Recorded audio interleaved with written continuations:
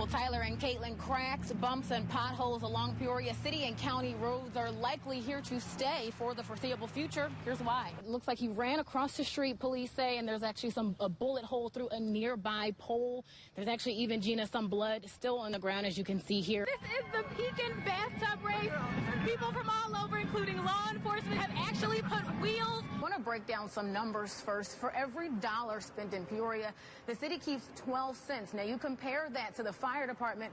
Well, they only keep 3. Peoria Fire Chief Ed Olahai says that is simply not enough money to continue running an efficient operation. I cannot get her last words out of my head. We made the decision to end that interview early. Of course, as you can see, Brittany was very upset and overwhelmed. However, she did decide still to push through that grief and host a candlelight vigil, as we mentioned, for her best friend. Now, again, we'll also be talking to her, more of Fannon's family, as well as following up with police about this investigation live on the south side of Peoria. For 25 News, I'm Lauren Melendez. Caitlin. The keto diet asks you to put down things like these starchy tortillas and chips. The world of credit is full of do's and don'ts that can admittedly be confusing. Well, the intersection that's got folks buzzing is this one right here at Allen Road in Willow Knolls. City officials say some 32,000 vehicles make their way through here every single day. Residents will have to pay an extra $10 a month starting August 1st. Now, the chief says it's crucial that the men and women who wear these uniforms every day are trained to have multiple skill sets. Chief Mattil is asking the public to take part in a community camera program. Several communities are literally picking up the pieces after multiple tornadoes swept through central Illinois 24 hours ago. She's joining us live there with a look at the current conditions and also a recap. Monica, what are we seeing right now? One person is dead and a second person possibly missing after police say overnight a car drove into the Illinois River. And thank you for joining us. I spoke exclusively to the family of that victim. Their response makes up tonight's top story. It is now day 6 for a group of Windy City educators who traded pencils and paper for picket signs. 25-year-old Lamont Brown Jr. was found bleeding early this morning. Chicago family is taking legal action now after their home was raided by police by mistake. State police have arrested a Texas truck driver in Lincoln, Illinois, who'd allegedly been transporting a teenage girl across state lines. One of the victims found shot in a Peoria alley this weekend has died. The latest on that investigation. The federal government is back open for now. President Trump signed a short-term spending bill last night, which we're doing a little wave. Long as yours. Yeah. Believe it or not. 40th on Thanksgiving? You kidding me? Would you just break the shorts out? Don't listen to Pablo. Do not wear shorts. Don't do that. Thanks for sticking with us. We'll see you back here tomorrow morning. Chest flies, the same sense. Chest flies. Yeah, just close in like this and just focus on the control in So here. what is this working? I was mean to you when you lost, and I feel like this is karma. Winter's almost here, and doesn't feel like it for once. Exactly. And we'll take it for as long as we can get it. That's right. Thanks, Jesse. Hector and Jesse are dating, and I didn't hear anything about a ring in your bucket. Oh, So, are those TSA workers still showing up? 25 News reporter Lauren Melendez has the answer. odds are many people would laugh if told they had to work without pay, but that is not the case for these TSA employees here at PIA. Flights are still landing, bags being checked, but TSA workers are not being paid. We're just very thankful for their attitude and their willingness to come in and work. As the government shutdown spans a record-setting 21st day, these men and women who protect Central Illinois residents and thousands of visitors every day are working for free. It takes training, specialized training. You can't just, swap these people out for Joe on the street. Although frustrating for the impacted employees, the airport's director says for now, travelers have nothing to worry about. We're not seeing any kind of daily impact. Despite what they're seeing at other international airports, he says Peoria's TSA is still fully staffed, but he also acknowledges that could change. They're going to get to the point where they're not going to be able to buy gas to put in their car to get here. And not knowing when they might start getting a paycheck again, it would be very scary to me. Other non-federal airport employees are pitching in to help their affected coworkers. As we shared yesterday, this airport restaurant is offering free meals to TSA agents. What you're talking about there is how many dollars do each of these folks have in their savings account. So what does happen if they stop showing up? If we did not have TSA screeners, it would shut the airport down.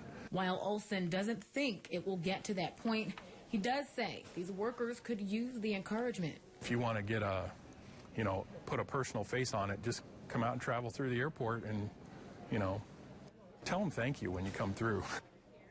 In Peoria County, I'm Lauren Melendez for 25 News. 25 News reporter Lauren Melendez investigates what happened. Well, Caitlin, Sarah Herman's nephew started at El Paso Gridley High School just 3 weeks ago. And she says within the first 2, they were both called the N-word by members associated with the football team. Now she's demanding answers. I bet I have a bigger than you do. Sarah Herman claims that's the phrase a volunteer football manager at El Paso Gridley High School uttered to one of her nephews. It is 2018. This has got to stop. Herman explained her nephew Devontae wrote it off as locker room talk they were both participating in, also cutting the manager, whom he describes as having special needs, some slack. But his aunt says the racial slur is still unacceptable. Special needs or no special needs, autistic kids are highly intelligent. They know right from wrong, and they know not to say. Adding, when she contacted the school principal, she was disappointed in how it was handled. He keeps telling me that he needs proof in order to do something. But the school superintendent explains it differently. When we have concerns that students don't feel safe or that students don't feel comfortable, that something in their environment is not making it a great place to learn, then we're going to find out what's going on, and we're going to do everything we can to correct that. Herman says a second incident occurred a week later where a fellow teammate called her other nephew the N-word in an exchange on Snapchat. She shared that screenshot with us, which does appear to show the derogatory slur being used by both boys, admittedly with her nephew initiating it. The district explains they can't comment specifically about ongoing investigations, but ensures they are addressing it. I think EPG is a fantastic place. We do not allow racial slurs. We're going to deal with each situation as it comes. A meeting has been set up with the principal, the head coach, and Herman for Monday. It needs to be put in place that it will not be tolerated whatsoever. A member of our news team will be following up on that meeting next week between Sarah Herman and the administrative staff here at the high school. Reporting in El Paso for 25 News, I'm Lauren Melendez.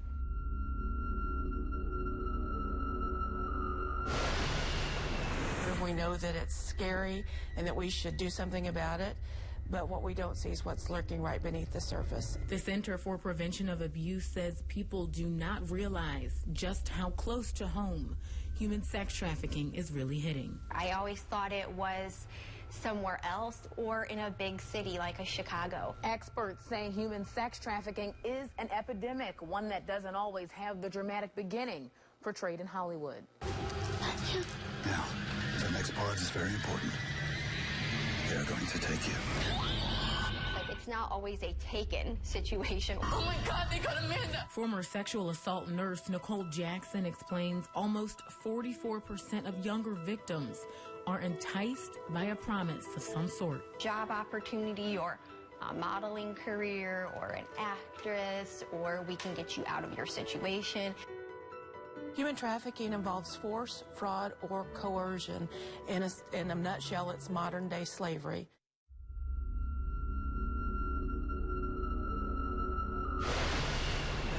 The Center for Prevention of Abuse reports 1 in 4 victims of human sex trafficking are children. Our youngest survivor that we've served at the center was 11. Parents need to be aware of what their kids are doing online through social media. Video gaming is also a hot spot for traffickers to try to target youth. Sarah Seafrid, the director of human trafficking for the center, also cautions outside of unsupervised screen time, minors are often targeted by people they already know, like an ex-boyfriend, even a teacher. Traffickers recruit at schools. They recruit at malls, anywhere where children and youth gather. They're looking for those individuals that they can trick.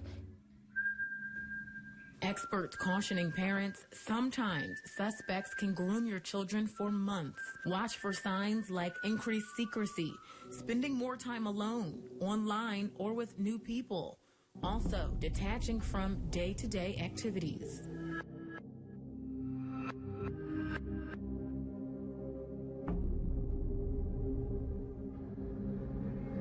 Where we sit in central Illinois is a really good spot for trafficking to occur. We have a lot of intersecting interstates. We are centrally located between Chicago and St. Louis. That has experts calling on first responders to be the first line of defense given the unique situations they encounter.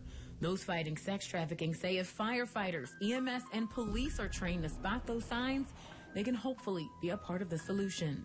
It is imperative that we are trained in every aspect of the issues that we may face. But you don't have to be a trained official to spot someone in need of help. Most rescues are because of a bystander, not because someone came forward. Oftentimes, illegal immigrants are targeted, along with runaways and overall young, impressionable teens. Signs can include overly timid nature, being closed off, or unusually quiet. Does the person have freedom of movement? Who's in possession of their documents? We always say you've got to look below that iceberg. First responders say you should try to talk to them alone, but also be prepared for possible resistance at first. Most victims don't even know that they're a victim of human trafficking. Seaford adds the manipulation runs so deep, those caught in the treacherous web can't see beyond it, or worse, they're too broken. This type of trauma has lifelong and lasting impacts on the survivors. There's a lot of guilt, there's a lot of shame.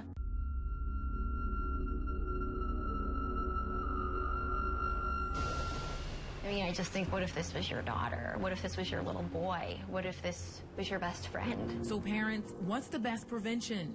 Professionals say talk to your children now, regardless of their age, and pay close attention to who they're talking to. I think we need to start with conversations at a really young age with teaching our children the difference between a secret and a surprise. When they have access to the internet and access to social medias, people have access to them. Advocates acknowledge while this might seem like a terrifying topic to bring up with their children, they are standing by to help. If you would like to get the dialogue started with your child, you can reach out to the Center for Prevention of Abuse for Talking Points. The organization also offers free, confidential services if you or someone you know has been victimized. We have that information on our website, week.com. For 25 News, I'm Lauren Melendez.